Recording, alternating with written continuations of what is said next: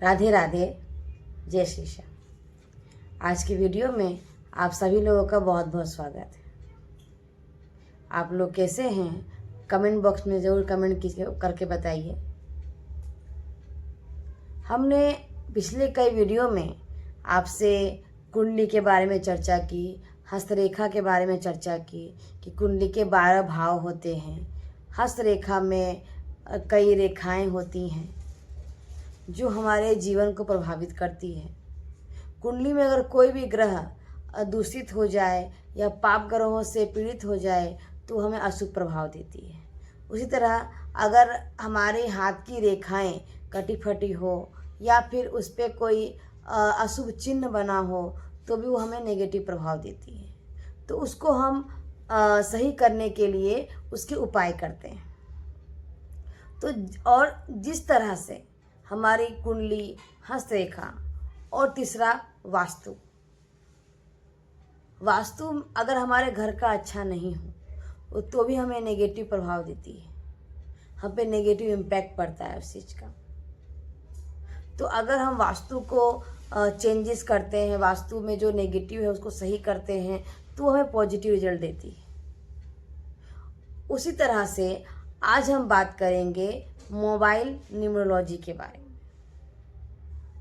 Numerology के बारे में मैंने अपने वीडियो में बताया था आपको कि आपके जो भाग्यांक होते हैं, आपका डेट ऑफ बर्थ यानी कि जो जिस दिन आपका जन्म हुआ है, ये हो गया आपका मूलांक। अगर इसको हम जोड़ेंगे तो और आपका जो टोटल डेट ऑफ बर्थ हुआ, मतलब आपका तारीख, महीना और साल, ये तीनों मिलाकर अगर जोड़ा जाएगा तो ये आपका भाग्यांक होगा। तो इस तरह से हम मोबाइल न्यूमरोलॉजी को देखते हैं। तो आज हम मोबाइल न्यूमरोलॉजी में चर्चा करेंगे कि मोबाइल न्यूमरोलॉजी कैसे देखी जाती है। जिस तरह से कुंडली के 12 भाव अलग अलग प्रभाव देती हैं, उस तरह से जो मोबाइल नंबर होते हैं, उनके जो 10 अंक के जो डिजिट होते हैं, वो भी अलग अलग स्थान पे हमें अलग अलग प्रभाव देती है। जैसे आपके जो मोबाइल नंबर के 10 डिजिट होते हैं, जैसे देखें यहाँ पे कि कोई मोबाइल नंबर है 9638259657, ये हमारे 10 अंक हैं। तो 10 अंक में पहला भाव, दूसरा भाव, तीसरा भाव, चौथा भाव, पांचवा भाव, छठा, सातवां, आठवां, नौवां और 10वां, 10 भाव के अलग अलग प्रभाव होते हैं। पहला हम देखें, जो आपके मोबाइल नंबर का पहला जो स्थान होता है, ये हमारे सेल्फ को रिप्रेजेंट करता है। आप अपने मोबाइल नंबर में देखिए कि जो मोबाइल नंबर का पहला अंक होगा, आपका नेचर उस तरह का आपको देखने को मिलेगा।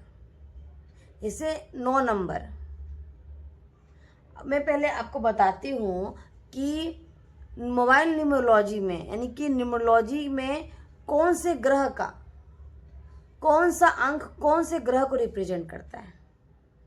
तो जैसे पहला नंबर, हमारा पहला नंबर जो होता है, ये हमारे सूर्य को रिप्रेजेंट करता है। मोबाइल न्यूमरोलॉजी में दूसरा नंबर जो होता है, दो अंक, वो हमारे चंद्रमा को रिप्रेजेंट करता है। न्यूमरोलॉजी में 3 नंबर जो है, ये हमारे गुरु को रिप्रेजेंट करता है। 4 नंबर राहु को, 5 नंबर बुध को, 6 नंबर शुक्र को, 7 नंबर केतु को, 8 नंबर शनि को और 9 नंबर मंगल। ये सभी, ये जो 9 अंक हैं, यानी कि हमारे कुंडली में हम देखें तो 9 ग्रह होते हैं। हमारे ज्योतिष शास्त्र में 9 ग्रह देखे जाते हैं। उस तरह से हम जैसे 12 राशियां देखते हैं, तो 12 राशियां तो होती है कुंडली में, लेकिन वहाँ पे 9 ग्रहों का प्लेसमेंट भी होता है। तो उसी को 9 ग्रहों को हम नंबर न्यूमरोलॉजी में अगर देखें तो वो नंबरों में बांटा गया है। तो पहला नंबर जो है सूर्य को रिप्रेजेंट करता है, दूसरा चंद्रमा को, और बाकी जो है अंक के हिसाब से सभी ग्रहों के नाम आपको यहाँ पे लिखे हुए हैं। तो अब हम बात करते हैं मोबाइल न्यूमरोलॉजी में। आप इन नंबर के, इन ग्रहों के अनुसार अपने मोबाइल न्यूमरोलॉजी को देख सकते हैं। जैसे अगर ये इस नंबर में हम देखें तो ये पहला नंबर जो है 9 अंक, तो 9 अंक जो है वो किसको रिप्रेजेंट कर रहा है? हमारे मंगल ग्रह को। मंगल ग्रह किसका कारक है? ऊर्जा का कारक है। मंगल ग्रह क्रोध का कारक है। मंगल ग्रह साहस का कारक है। तो आप उस चीज को खुद देखिए कि आपके मोबाइल नंबर में जो पहला अंक है उस हिसाब से आपका नेचर है या नहीं, आपका स्वभाव है या नहीं। जैसे हम देखें कि पहला अंक जो है वो 9 नंबर है, तो 9 नंबर आपके मंगल को रिप्रेजेंट करता है। तो जिस भी व्यक्ति का पहला अंक, मोबाइल नंबर का पहला अंक अगर 9 है, तो ऐसे व्यक्ति में अग्रेशन ज़्यादा होगा, गुस्सा ज़्यादा होगा, काम करने की शक्ति, ऊर्जा बहुत ज़्यादा होगी, ऐसे व्यक्ति में साहस बहुत अधिक होगा। तो ये उनके सेल्फ को रिप्रेजेंट कर रहा है।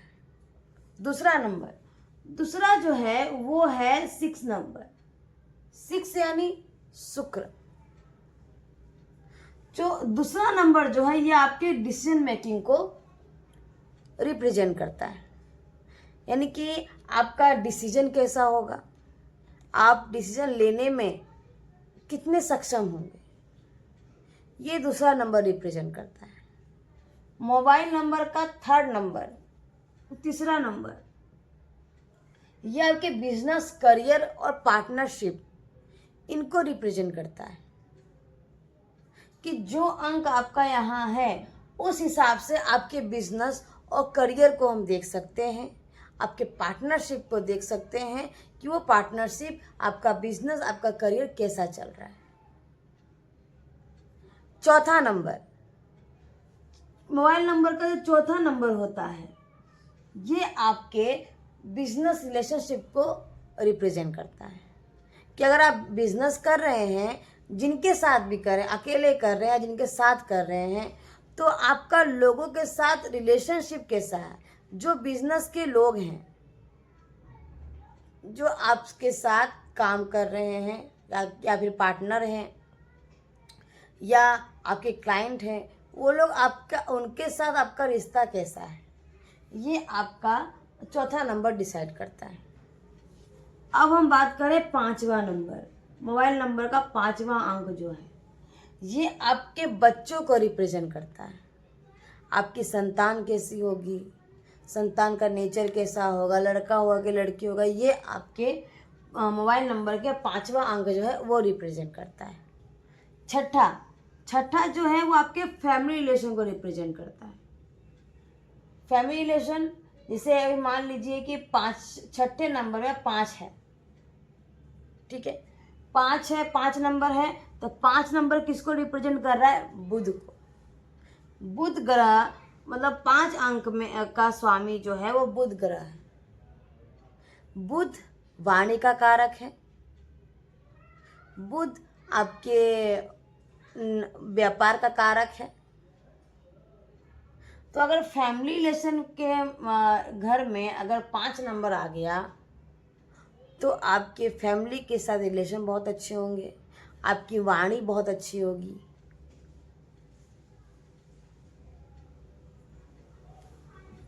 मोबाइल नंबर का छठा अंक ये आ गया 9 नंबर। यहाँ पे छठा अंक इसको रिप्रेजेंट करता है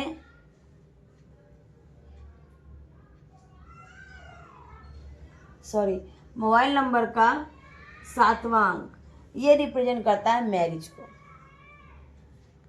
यानी कि वैवाहिक जीवन को। जैसे मैंने बताया आपको कि 9 नंबर जो है मंगल का कारक है, तो यह आपके वैवाहिक जीवन को रिप्रेजेंट कर रहा है। तो आप देखेंगे कि आपके वैवाहिक जीवन में थोड़ा आपको गुस्सा देखने को मिलेगा, आपस में थोड़ी अनबन देखने को मिलेगी, क्योंकि 9 नंबर जो है मंगल का कारक है। अगर रिश्ते में अगर मंगल ग्रह उपस्थित हो तो व्यक्ति के नेचर को, यानी कि व्यक्ति के रिलेशनशिप में अग्रेशन की पावर बढ़ जाती है, गुस्से की पावर बढ़ जाती है। अब हम देखें 8वां नंबर। 8 नंबर जो है ये आपके हेल्थ को रिप्रेजेंट करता है, आपके स्वास्थ्य को। तो जैसे 8वें नंबर में क्या है, 6 आपके शुक्र को रिप्रेजेंट कर रहा है। शुक्र ग्रह उस शुक्र ग्रह से ये इंक्लूड है।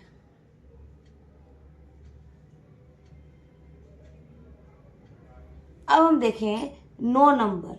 9 नंबर जो है मतलब मोबाइल नंबर का 9वां अंक जो है ये आपके पब्लिक रिलेशन, आपके लोगों के साथ रिश्ते कैसे हैं, बिजनेस मेथड नहीं, बिजनेस की रिलेशन है वो आपके 4th घर से देखेंगे, ठीक है। लेकिन जो 9वां अंक है यानी कि आपके मोबाइल नंबर का 9वां स्थान जो है उसमें हम देखेंगे पब्लिक रिलेशन, बाहरी लोगों के साथ आपका रिश्ता कैसा है, ये आपके मोबाइल नंबर के 9वां स्थान जो है वो बताएंगे। बाकी जो 10वां नंबर है, 10 नंबर को बहुत मोस्ट इम्पॉर्टेंट माना जाता है। क्यों? क्योंकि 10वां नंबर जो है ये आपके वेल्थ को रिप्रेजेंट करता है, यानी कि आपके पैसे, इनकम के स्रोत को।